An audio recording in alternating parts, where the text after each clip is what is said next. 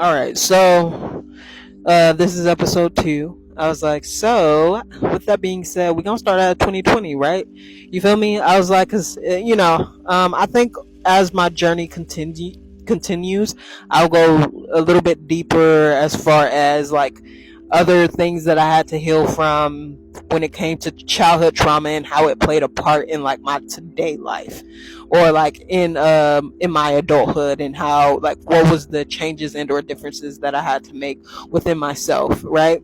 um but right here, this is giving you a synopsis of like, just a lot of betrayal that I've faced. And I'm about to, I'm just about to open my mouth and speak on it, because in the same breath, a lot of people, they don't know what it is that I'll be going through. Or some people, they know, certain family members, they be knowing what you be going through, but they don't want to tell the truth. You know what I mean? And a lot of people are, are are basically liars. I was like, I'm gonna keep it a buck in 3,000. A lot of people are basically liars, and they want you to lie about a connection, lie about this or that. And I'm at a point where it's just like, I'm not gonna lie anymore. I'm not going to sit up here and keep my mouth shut on something that, that I had to go through by myself. I think it's about time that I say something, because in the same breath, like with this new journey um that I'm trying to get to, because after me explaining this, I might be dead. So I was like, but it's just, it goes to show, like, regardless of the point, I would rather have courage in explaining myself and explaining my story than being instead of being in a place where I feel like I'm still fearing something, right? And so I think one of those things is, like, I'm just gonna get into it. So in 2020, like, I ended up moving from Atlanta, Georgia, back to California. I was like, and I moved to Northern California or whatever. Beforehand, I had a roommate and things of that nature, but my roommate ended up leaving because her wife went to the military.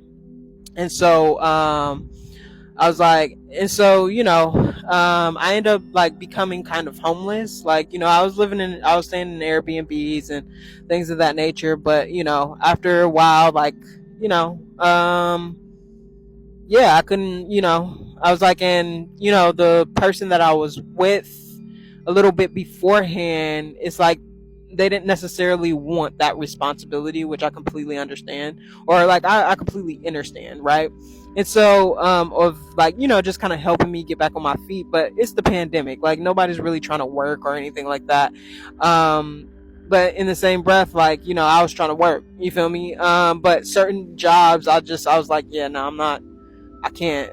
I can't do it because people be acting stupid. Like, you know what I mean? Like, especially like with a lot of retail jobs, like people just, the way they would come in with no mask, no nothing, and stuff like that. It was just like, I can't do that. Like, you know what I mean? I was like, but we live, we learn, right? And so, I went to go stay with my brother or whatever. Like, just before I moved out there, like, I was like sexually assaulted by this guy. Like, he tried to like, I was like, you ever like, I was like, so this it was on my bad because I was being gullible, right? Or not necessarily gullible, but I was just trying to like invite trust into people, like, into my life and stuff like that, and just trusting the process of like, trusting the process of whatever it is that God like has for me, right? And so, me being that person, like, I end up like, I end up damn near getting fucked over because I wanted to trust. But it was all good because at the end of the day, my brother opened his home to me. I was like, my brother and his wife and kids, they opened their home to me. I was like, and I was grateful. I was really grateful, and just thankful for it and things of that nature. And like um and so, I went to go stay with him. Stay tuned for part 3.